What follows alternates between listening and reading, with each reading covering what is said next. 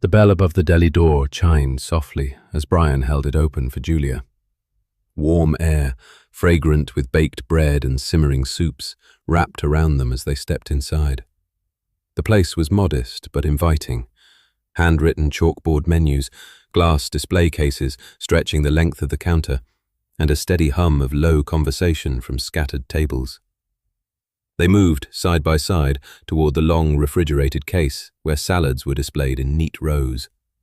Over a dozen options lined the shelves, each labeled carefully, each layered with color and texture. Brian hadn't exaggerated. There was variety here, and quality too. Julia leaned slightly closer to the glass, scanning each option with quiet concentration.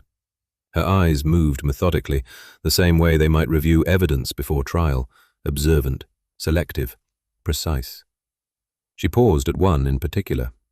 Cranberry raisin salad, sliced apples, fresh spinach, grilled chicken, a small packet of balsamic vinaigrette resting neatly against the container. "That one," she said, more to herself than to Brian. He nodded approvingly. Solid choice. His own tastes were simpler, predictable even. He selected a standard Caesar salad, grilled chicken on the side, no dressing. Clean. Straightforward. 2 Diet Cokes and 1 share-size bag of potato chips completed their meal. At the register, Brian pulled cash from his wallet, folded bills he had organized earlier that afternoon. He paid without hesitation, declining the receipt. It was a small gesture, but intentional. This evening mattered to him. They stepped back out into the cooling air, paper bags rustling softly in Brian's hands. "Where to next?" Julia asked. "My place," Ryan responded. There was a pause, not an awkward one, no discomfort, no misinterpretation, but a pause nonetheless. A space where implications existed quietly between them. Sensing the gap, Brian added gently, "You need not worry, Julia." "I'm not," she replied evenly. The exchange settled whatever unspoken concern might have surfaced. Trust had entered the evening, not dramatically, but firmly. They drove in companionable silence through streets that gradually shifted in character. The storefronts became older, the sidewalks narrower, streetlights cast longer shadows.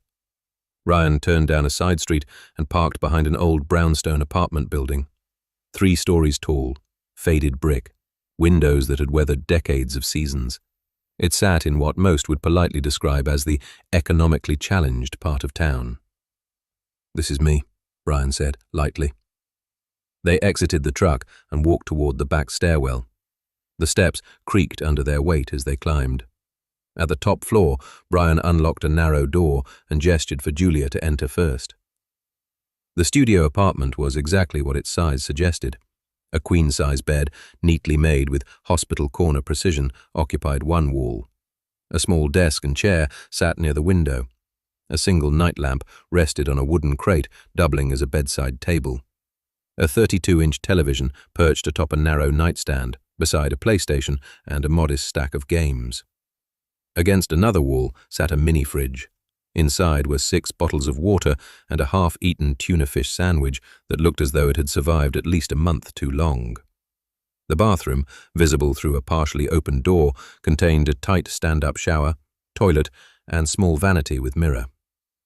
Julia took it all in quietly. There was no judgment in her eyes, only assessment. She shifted the paper bag slightly in her hands. "Where in your apartment do you intend for us to eat our food, Brian?" she asked, intuitively. He met her gaze with a small smile. "We're not." She raised an eyebrow. On the wall opposite the entrance stood another door, nondescript, easy to overlook. "Just a few more steps," Brian said. He opened it to reveal a narrow stairwell leading upward. The climb was steeper than the one below, the space tighter. At the top was a simple hatch that opened onto the roof. Brian climbed first and offered his hand to help her through. When Julia stepped onto the rooftop, she paused again, this time not out of caution, but curiosity. The roof stretched modestly around them, edged by a low brick barrier. The skyline of the city glowed in the distance, lights flickering against the deepening blue of early night. A small table sat near the center, its surface weathered but sturdy. 2 wooden stools rested beneath it. A hammock hung securely between 2 reinforced posts. A few empty water bottles lay near one corner. On another small side table sat a couple of books, sealed carefully inside large Ziploc bags to protect them from the elements. The scene was simple, but deliberate. Brian walked ahead and began wiping down the table with a cloth he had tucked into his back pocket. Julia felt something soften inside her. This was not accidental. This was prepared. They sat down and opened their meals. For several minutes they spoke very little. Forks dipped into salad containers, the crinkle of chip bags punctuated the quiet. Every so often, one of them would glance up, meeting the other's eyes briefly before returning to their food. The silence wasn't empty. It was comfortable, measured. 2 people acclimating to one another's presence without rushing to fill space. Brian, unsurprisingly, finished first. His movements were efficient, deliberate but unhurried. Julia, more meticulous in her eating, continued savoring each bite. This extra time, unbeknownst to her, allowed Brian to prepare the next part of the evening. He rose quietly. "Sit tight," he said, placing his hand gently on her left arm. "I'll need a moment." She nodded, lifting her Diet Coke to her lips. At the far edge of the roof stood an old brick chimney, long unused. Near its base was a small metal hatch, once likely used for storing wood or coal, perhaps both. A padlock secured it. Ryan walked over and unlocked it. Inside rested a large black bag. Julia watched with open curiosity as he carried it back toward the table. He first removed a tripod and assembled it carefully, adjusting each leg for balance. Then he withdrew a telescope, not new, not sleek like those featured on science documentaries, but sturdy and functional. He attached it with steady hands. Julia finished her last forkful just as he made the final adjustment. "I believe it's ready now," Brian said softly. "Please, take a look." She stood and approached. The sky had darkened fully now, stars beginning to assert themselves against the backdrop of night. Julia leaned forward and looked through the telescope. Her breath caught. The sky expanded before her, distant lights sharpened into focus. Objects invisible to the naked eye revealed themselves in quiet brilliance. She had never done this before. Julia was a trial lawyer, a formidable one. Her world revolved around statutes, precedent, persuasion. Stargazing offered no strategic advantage in a courtroom. It had never demanded her attention. But now she stood silently, gazing upward for nearly 10 minutes. Brian stood beside her, not intruding, not explaining prematurely, just present, ready to adjust the lens if needed, answer any questions she might have. "Brian," she asked finally, still looking through the scope, "what are these 2 larger, brighter stars that are close together?" He smiled slightly. "Last year," he began, "I read a relationship book that forever altered my perception of how I view both men and women." Julia didn't move. She continued observing. The book explores the interpersonal dynamics between men and women, how they communicate differently, what their emotional needs are, how they cope. The author argues that men and women are fundamentally different, but if they're willing to put in the work and remain committed, they can coexist in a functional relationship. They can be happy together. Julia slowly lifted her head and looked at him. Her expression carried curiosity and mild confusion.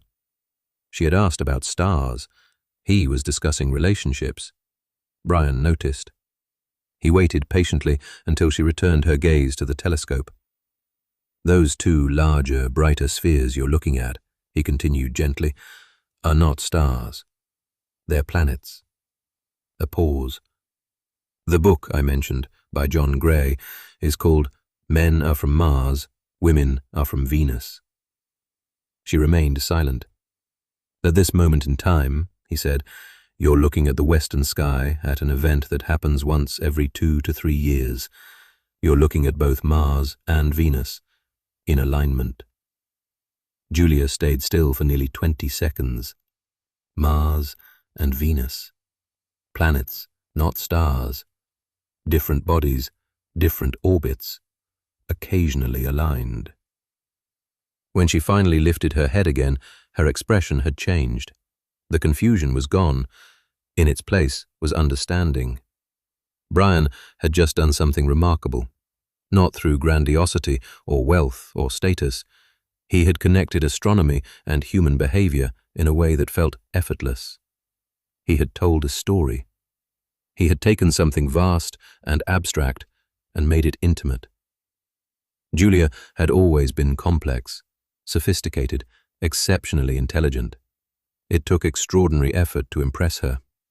Brian, a delivery driver with a 20-year-old telescope, had just done so with a minute-long dialogue and a clear night sky. She turned toward him fully now. The city lights flickered behind them. The telescope stood quietly between them like a witness. For the first time that evening, she stepped closer. Not by accident, not by proximity of space, but by intention. "Can I kiss you, Brian?"